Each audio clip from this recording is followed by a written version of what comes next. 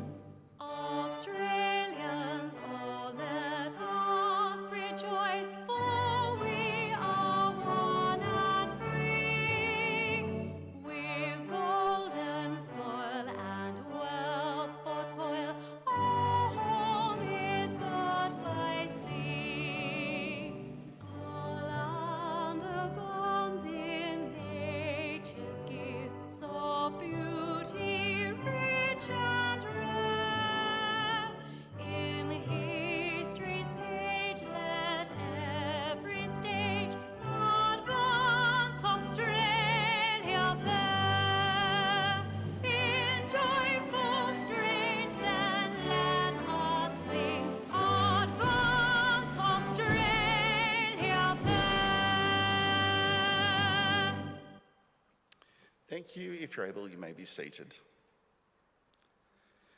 The Australian War Memorial was the vision of Charles Baden, Australia's First World War official historian. Baden landed with the Australian troops on Gallipoli and stayed with them at the front through to the end of the war. The idea of this national memorial and museum came to him at Pozières, France, in the depths of the bloody fighting of 1916. Baden's idea was that this would be a place where families and friends could mourn their loved ones buried in faraway places.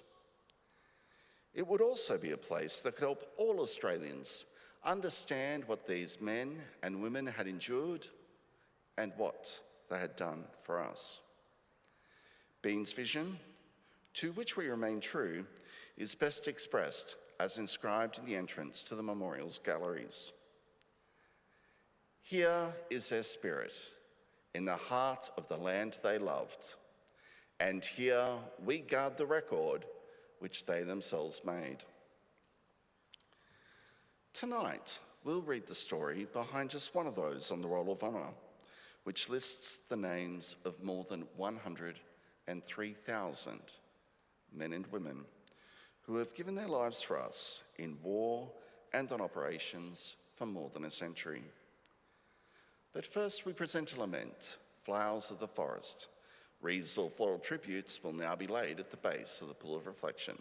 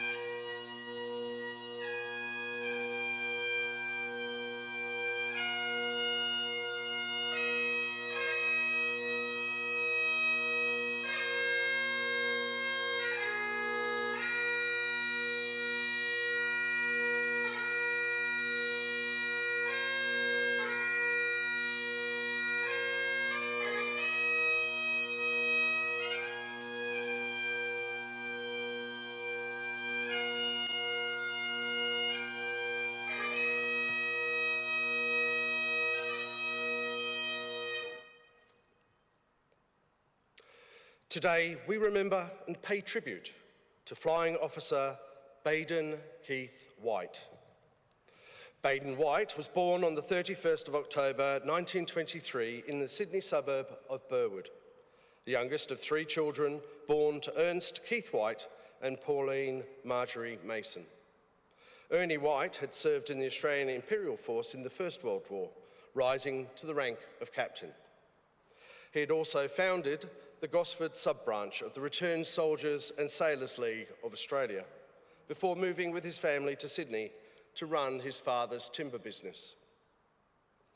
Baden White lived with his sisters Babette and Dell and his parents in Strathfield, Sydney, until 1936, when they moved to the family's new house at Curraba Point in Neutral Bay.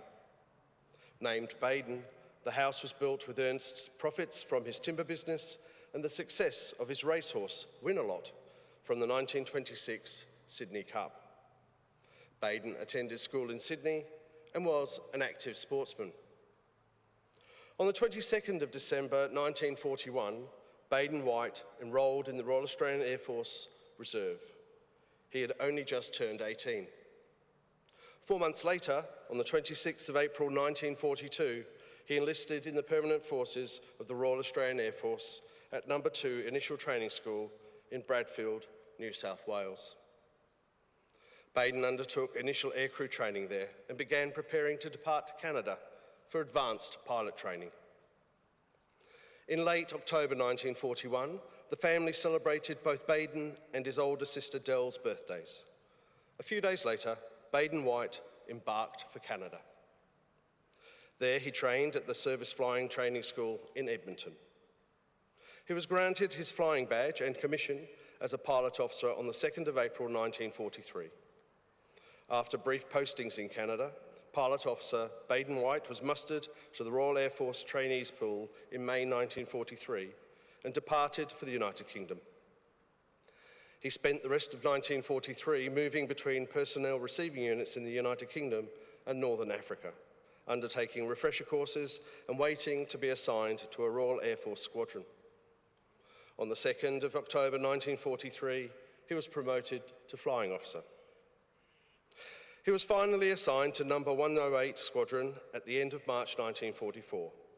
Primarily a night fighter unit, the squadron operated over Egypt and Libya, equipped with Bristol Beaufighters. By the time Baden joined the squadron, they were operating night intruder missions from Malta, supplemented by Mosquito 12 aircraft. Within the squadron, Baden White became known as Chalky and was popular with the men. On the 13th of July 1944, Chalky White was detailed to carry out a night flying test and a test of his Beaufighter's guns. He took off from Malta at 5:55 p.m. with the British pilot officer APR Hobbs acting as observer. After a successful night flying test, the next task was to test the Beaufighter's guns. Eyewitnesses saw the aircraft enter a very shallow dive towards a large rocky islet 5 kilometres off the coast. Baden fired 4 short bursts from his guns into the sea before pulling out of his dive in a climbing turn. As he did so, the portside wingtip of the aircraft struck the water, and after about 30 yards, the Beaufighter crashed into the ocean. The aircraft disintegrated almost immediately and sank into deep water. Although air-sea rescue was immediately launched, no trace of Chalky or his observer was found. Flying Officer Baden White was declared dead, and his body was determined to have been lost at sea. He was 20 years old. In a letter to Baden's parents, the wing commander of No. 108 Squadron spoke warmly of Baden. "I had a very high opinion of his capabilities as a pilot and felt certain that a very successful career as a fighter lay before him. His loss is a very sad blow to all of us here." Along with the letter of condolence, his wing commander also sent a letter Baden had written just before his death and several recent photographs. As Baden's remains were never recovered, his name is listed on the Malta Memorial, alongside the names of more than 2,000 Commonwealth airmen who lost their lives during the Second World War and who have no known grave. His name is also listed on the Roll of Honour on my left, among almost 40,000 Australians who died while serving in the Second World War. His photograph is displayed today beside the Full of Reflection. This is but one of the many stories of service and sacrifice told here at the Australian War Memorial. We now remember Flying Officer Baden Keith White, who gave his life for us, for our freedoms, and in the hope of a better world. If able, please stand for the reading of the Ode and the sounding of the last post. They shall grow not old as we that are left grow old. Age shall not weary them, nor the years condemn. At the going down of the sun and in the morning, we will remember them. We'll remember them.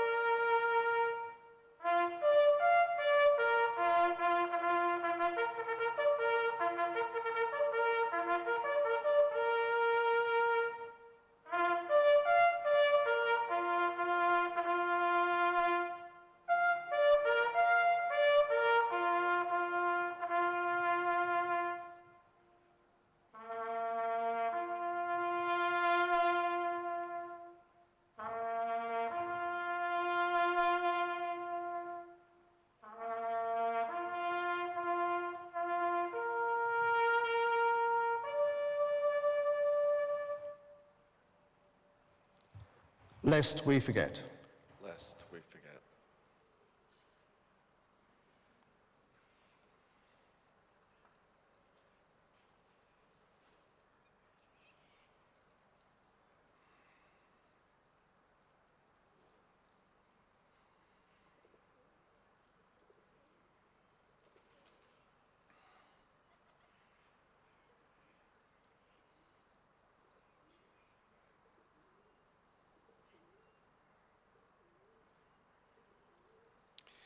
We leave you this evening with the words of the memorial's founder, Charles Bain.